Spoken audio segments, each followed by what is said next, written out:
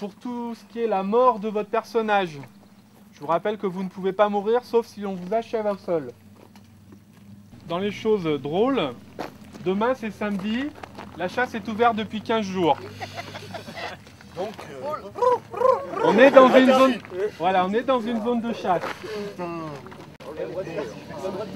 A priori, vous ne devriez pas être en petits groupes isolés. Donc a priori, 20 personnes qui se déplacent ensemble, les chasseurs devraient les entendre et les percevoir comme des humains. Ceci dit, si vous croisez des chasseurs, on vous demande d'être aimable, de ne pas réagir aux provocations, parce qu'ils ont des armes. Oui, de vrais chasseurs.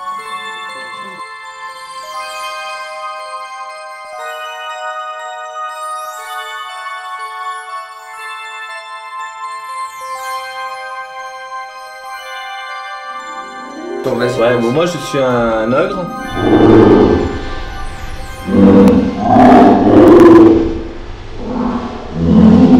Donc un ogre en plus géant, on va dire, par rapport à la race d'origine. C'est déjà, ils sont proches des humains, mais bon, ils ont une tête un peu moins sympathique. Ce sont des guerriers assez féroces. Bon, j'incarne un nain.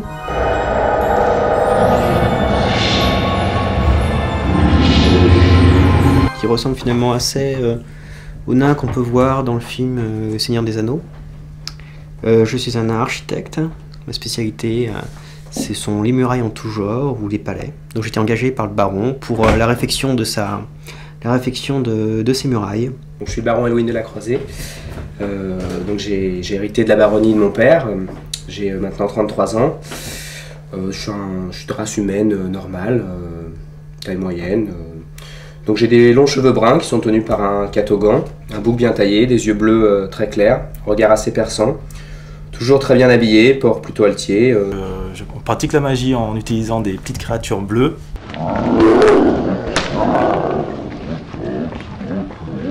Moi je les torture pour pratiquer ma magie.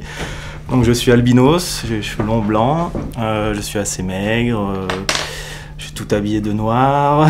Que va dire d'autre? Oui. Sinon ben, je suis défiguré, j'ai des grosses marques de griffes noires sur le visage. Voilà, je suis assez effacé, enfin beaucoup d'ailleurs, personne ne me remarque. Et je suis démonologiste aussi, donc je contrôle les démons.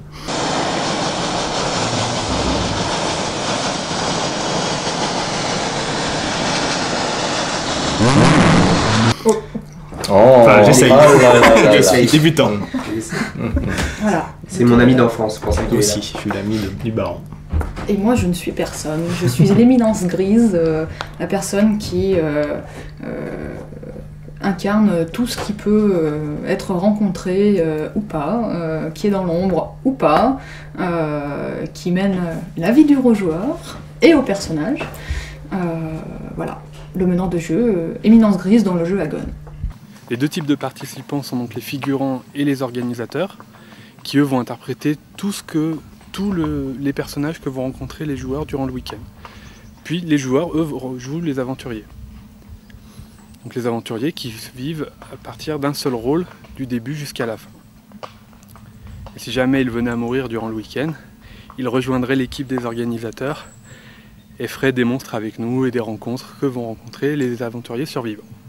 On laisse vraiment vivre les personnages comme ils l'entendent. Ils peuvent très bien partir sur une mauvaise piste et du coup le meneur de jeu est obligé de broder pour que le jeu se fasse, mais petit à petit les refaire revenir sur l'histoire principale sans pourtant être trop dirigiste. C'est ça l'art en fait d'être un moins bon meneur de jeu, c'est d'être dirigiste sans vraiment être dirigiste. Parce qu'il faut quand même qu'ils résolvent l'histoire, mais il ne faut pas non plus les obliger à faire ci, à faire ça. Là il faudrait qu'ils aillent voir machin pour avoir telle information. S'ils vont pas voir machin, et ils vont pas voir machin, et peut-être que la partie d'après ils iront voir machin. Et en fait les personnages vivent... Tant qu'on joue, c'est toujours les mêmes personnages qui évoluent, qui grandissent et qui vivent leur petite vie de personnage, parce qu'il y a l'histoire principale, mais il y a aussi toutes les histoires secondaires qui est bien développée, enfin à mon avis, pour donner vie justement à ces personnages. Nico, t'as suivi ce qui va se passer là? Qui récupère l'épée, l'homme loup part, fait le barbeau, et puis après on y va à plein d'orques et Nazgûl, on se fait péter la tête, et puis voilà.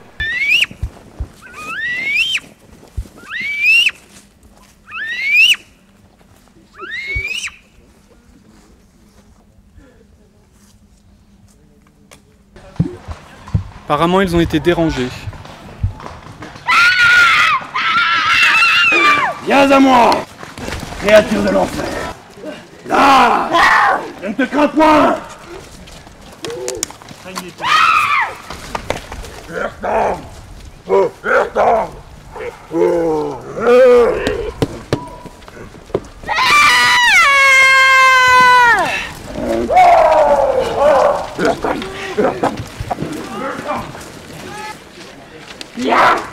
Alors, créature du mal! Père! J'ai vu le cul! Ah, excuse-moi!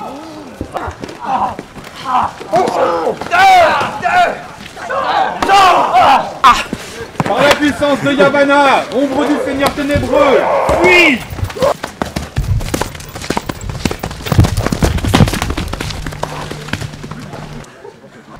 Ils commençaient à être tous pourris et il fallait tous les éliminer. Ouais, les lutins, il a... Donc tu vas écouter ton conseiller artistique pour mener une guerre contre le chenet des lutins.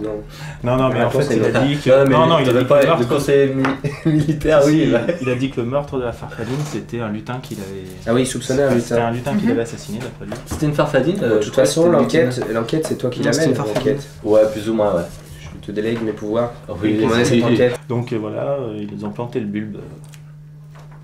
Ils ont planté le bulbe, mais je crois qu'il était en train d'étudier. Et il est en train de... Alors je sais pas si c'est pareil, s'il m'a dit ou pas. Si, il m'a dit. En vrai, il m'a dit que les lutins étaient en train de prendre le contrôle sur la maraude.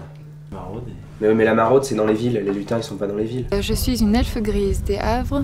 Je suis née à la fin du 2e âge, c'est-à-dire il y a à peu près 3000 ans. Oh, en quelque sorte, nous ne sommes pas, nous aussi, des personnages de légende. En tout cas, bientôt. De plus en plus, je le crains. Bien. Et si on allait voir ce nain? Oui, bonne idée. Je crois qu'il est un peu inquiet au sujet de cette rencontre. Tout le monde n'est pas capable d'aller dans la nature et endosser son personnage tout le temps, quoi. Moi je connais des gens qui pourraient bien le faire, mais qui ne supporteraient pas de dormir sous une tente alors qu'il fait froid, qu'il pleut, il y a la boue, on peut pas prendre de douche, etc. Il y a des gens qui ne sont pas prêts à faire le pas, quoi. Et je respecte, hein, je veux dire, c'est un autre fun, il y a plus de contraintes, je dirais, par rapport au jeu de rôle sur table, où bon, bah, là on s'installe, on mange le thé, on mange des bonbons, ou, ça peut durer, il y a eu des parties qui ont duré 10 heures, hein, 10, 15, 20 heures, enfin, c'est possible, mais n'empêche qu'on a quand même un petit confort qui est loin d'être celui qu'on a sur le bord de la nature, quoi. C'est pas grave. Oui, on les ressort, on les regarde un petit coup, on les... Ouais, ce serait bien. Avant de les ranger. Non mais remarque, je suis sûr que si on les sortait, ça serait plus judicieux parce que dans 5 minutes, elle va nous demander encore fouiller dans la dernière malle pour trouver un vieux costume qu'elle a oublié. Les costumes nécessitent beaucoup de logistique, la gestion du cheval aussi parce qu'on est quand même en pleine nature. Et donc la première fois que j'ai vu les joueurs, c'était ce matin. Il y a 2 versants dans le jeu de rôle, les joueurs qui sont dans le rêve et puis les non-joueurs qui sont dans l'organisation. Ils sont ce qu'ils voient et ce qu'ils ont dans la tête.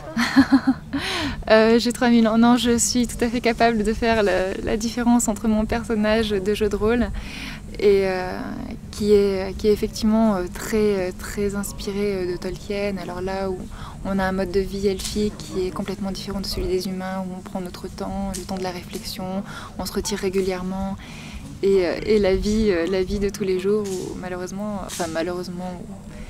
de façon complètement différente, ça se passe différemment aussi. Elle a dû traîner autour, forcément pour faire les plans, elle a dû traîner autour du chenet.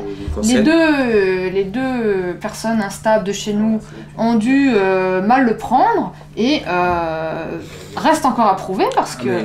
Pour l'instant, j'accuse personne, j'ai simplement... Peut-être que ce sont un des deux, on pourrait éventuellement interroger celui qu'on a sous la main. Pour savoir si c'est lui qui a perpétré cet assassinat. C'est pas des lutins qui ont tué la Farfaline. Demande à Sven. C'est un artiste boiteux qui a dit ça. Hein. Demande. Bon, allez. Un bulbe est fait pour être planté, vous m'excusez. Non, vous l'avez confié pour l'étudier, pas mais pour le planter. l'étudier, j'ai étudié tout ce que je pouvais sur le bulbe, Bah oui, mais alors, j'étudie la plante. Et alors, vous avez étudié tout ce que vous pouviez, pourquoi vous nous avez pas contacté à ce moment-là? Parce qu'entre temps, on s'est fait attaquer par une borne de saisonnalité barbare. Qui ont vu que vous étiez perverti. Vous marchez derrière.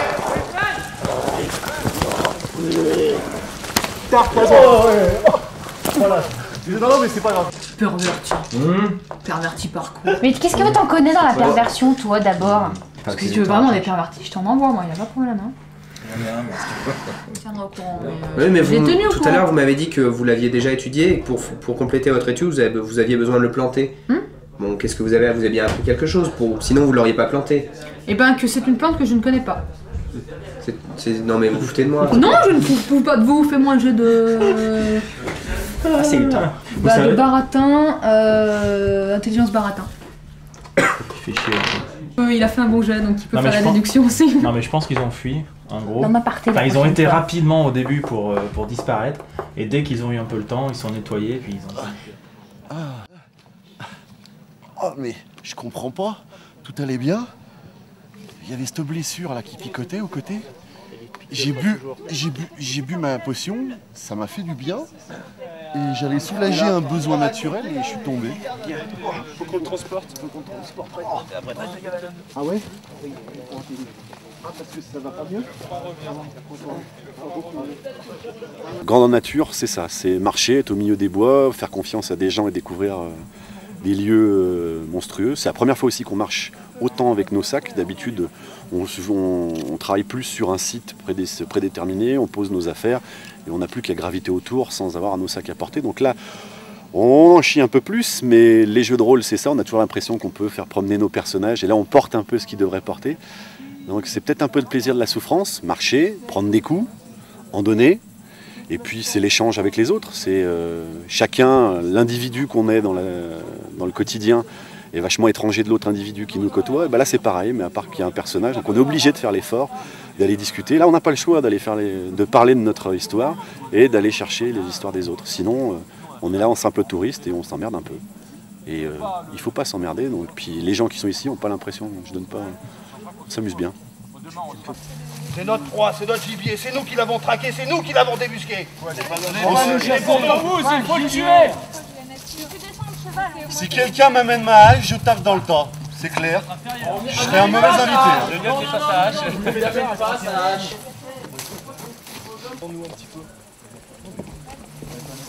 Là, au milieu des rochers. On l'emmène pas loin, on l'amène juste là. On est tué des centaines. Et on est fiers. Ça s'appelle un génocide. Mon peuple. La chair des ouzes me donne des... Mais Vous m'inquiétez, vous m'inquiétez. néanmoins, leur chasse est fort intéressante. Vous devriez y participer si vous voulez. Pareil, c'est un jeu chez moi. C'est des hommes qui ont des bien montés, ils prennent leurs armes, ils se mettent face à face, jusqu'au premier qui tombe. On fait ça tout de suite. Et si t'es debout, t'auras un collègue à moi après, et t'auras peut-être la possibilité d'aller le chercher, de te faire ce que tu veux avec ce pauvre. Moi, je le considère comme un homme, même si je le connais pas. Toi, t'appelles ça une bête. Donc nous devrions combattre contre vous tous pour Non, avoir un simple ouz. Contre-moi, tête à tête. Et si je gagne alors, qu'est-ce qui se passe? T'as vu comme t'es fait? Allez. Je pense que le fait d'avoir un scénario nous réunit plus facilement et c'est une association avec laquelle on joue depuis longtemps pour beaucoup. Donc moi j'ai commencé à jouer avec eux, je devais avoir 25 ans, là j'en ai 35, ça fait 10 ans. Il y a d'autres gens qui ont commencé, ils devaient avoir 17 ou 18 ans. Et c'est vrai, donc mon avis c'est que les milieux et les CSP, les catégories socio-professionnelles sont vraiment diversifiés. Il y a des gens sans emploi, il y a des ingénieurs, on a un peu de tout. C'est sûr, faut être passé un peu peut-être par le jeu de rôle avant. C'est rare les gens qui viennent directement dans le jeu grandeur nature, donc le jeu de rôle. Et c'est un peu les gens en parlaient dans les milieux universitaires ou étudiants, collège, lycée. Tolkien était un linguiste philologue qui a voulu montrer à ses étudiants comment un langage pouvait évoluer dans le temps.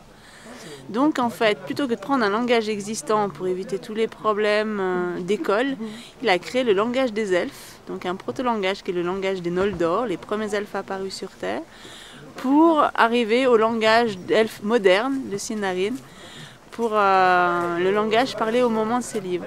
Et les étudiants ont tellement accroché que ça lui a donné envie de raconter l'histoire de ces gens qui avaient leur propre langage. Il y a soi-disant des écritures naines dessus. Des écritures naines. Je n'en sais rien. C'est ce qu'on m'a raconté. Oui, c'est ce qu'on m'a raconté. Là, moi personnellement, de tout ce que j'ai compris, c'était du noir parlé. Donc c'était pas du nain du tout. Suspect. Non, suspect. Faudrait aller vérifier ça auprès de... Véritablement inquiétant. C'est un des rangers qui possédait le crâne. Il est hors de question que ce soit je vois pas en relation avec notre race. Non, ils se sont servis de votre mine en vous expulsant pour envahir. Ces immondes créatures maudites. Elles sont mortes. Bon, une partie, je pense qu'on n'a pas fini d'en voir. Cette conversation, en fait, ça fait plusieurs fois que j'essaie d'aborder le nain parce qu'il n'est pas facile au dialogue. Et je voulais en savoir un petit peu plus sur lui. Lui aussi, il nous suit. C'est un personnage qu'on a rencontré ce matin, qui nous suit. Et moi, il m'intéresse en tant que nain, puisque si on veut faire la réunification de tous les peuples, c'est la première fois qu'on rencontre un représentant de son peuple à lui. Et il est super important qu'on lui fasse comprendre pourquoi on lutte, comment on veut s'y prendre et qu'il soit avec nous.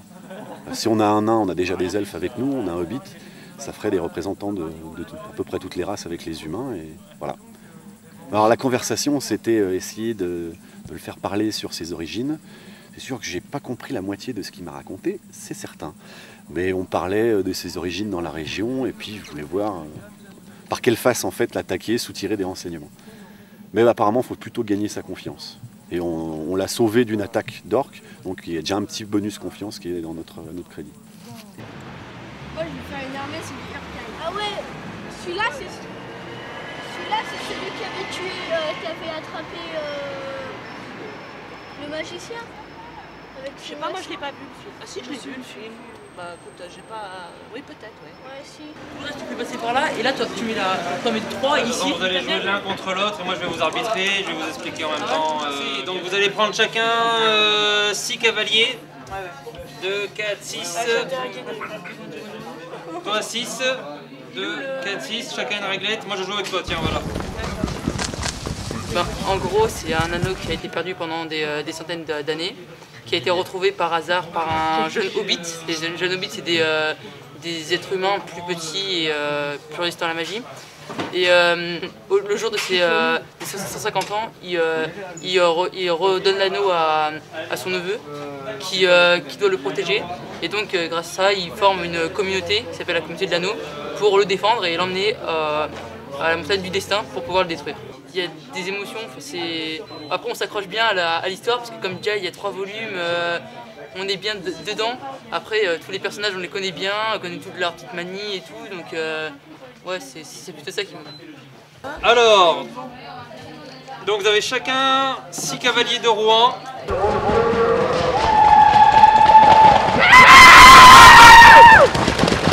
D'accord. Toi tu as 2, 4, 6, 8, 4, 6, 8, 10, 10 et 10 pour Roquaille, d'accord. Donc ce qu'on fait, mais de toute façon on va jouer en multitable, ça veut dire que si toi tu traverses et que toi tu n'arrives pas à traverser, c'est quand même lui qui gagne. Et si moi je on fait, voilà, d'accord. Le parcours d'un jeune de 12 ans va commencer par, donc, par exemple le Seigneur des Anneaux qui est un jeu plus fluide et adapté à leur âge.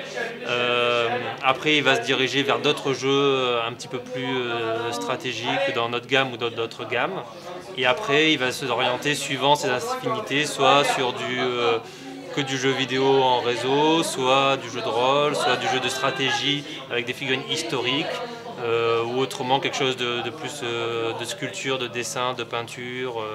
Donc il y a plusieurs voies différentes, mais ça sera toujours dans un univers de hobby fantastique puisqu'ils ont été baignés là-dedans dès leur jeune âge, quoi. Donc vous déployez vos cavaliers à 12 pas, donc vous mesurez bien pour qu'ils soient à 12, d'accord. Et nous on déploie nos troupes.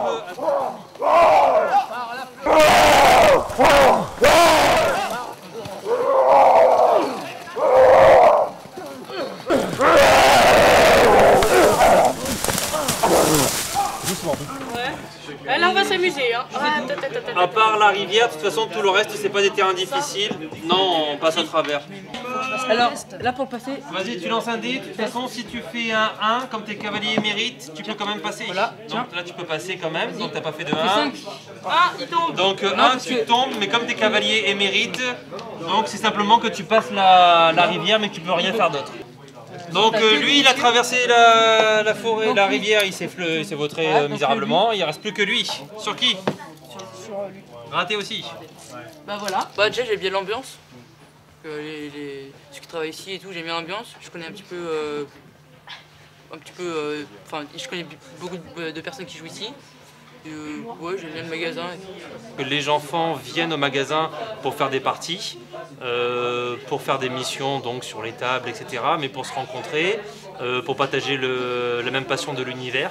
Donc là, par exemple, pour le Seigneur des Anneaux, dans Tolkien, ils viennent discuter des batailles qu'ils ont effectuées, donc de qu'est-ce qu'un Uruk-hai, donc il y a tout cet échange-là. Et après, il y a un côté aussi commercial où ils viennent acheter des figurines pour les peindre. Ils viennent aussi discuter avec les membres des équipes sur de ce qui plaît ou pas dans l'univers, de comment se déroule une bataille ou comment se déroule dans le film telle scène ou telle scène. Donc les deux sont très très liés, quoi. On ne peut pas distinguer d'un côté ceci, d'un côté cela.